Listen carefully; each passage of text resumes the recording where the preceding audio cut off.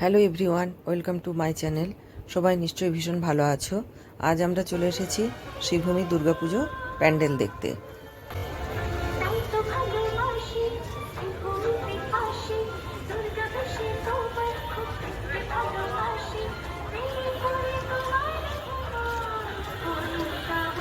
আমাদের এই 2024 সালের মণ্ডপটি তিরুপতি বালাজি টেম্পলের আদরে তৈরি হয়েছে এবং মণ্ডপটি যে শিল্পী বানিয়েছেন তার নাম হল রবিও হাজরা এবং আমাদের প্রতিমা নির্মাণ করেছেন খ্যাতিনামা শিল্পী শ্রী প্রদীপ পাল এবং মায়ের অলঙ্কার সাজিয়েছে সেনকো গোল্ডেন ডায়মন্ড।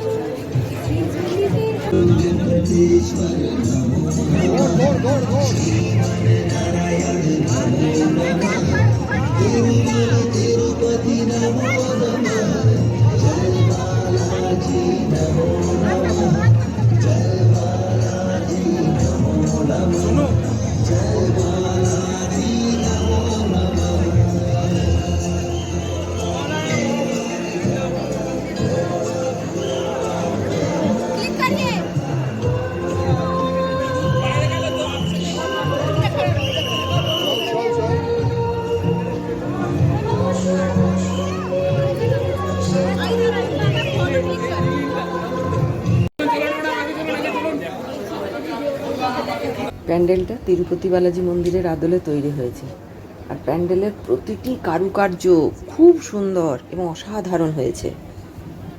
মায়ের মুখটি তো আরও মিষ্টি। গণেশ, লক্ষ্মী, কার্তিক, সরস্বতী, মহিষাসুর, সিংহ, প্রত্যেকটি মূর্তি অসাধারণ সুন্দর হয়েছে, দেখলেই মনটা ভরে যাবে। মায়ের গায়ের রঙটি একদম সোনার মতন, আর সোনার গয়না দিয়ে মাকে এত সুন্দর সাজানো হয়েছে।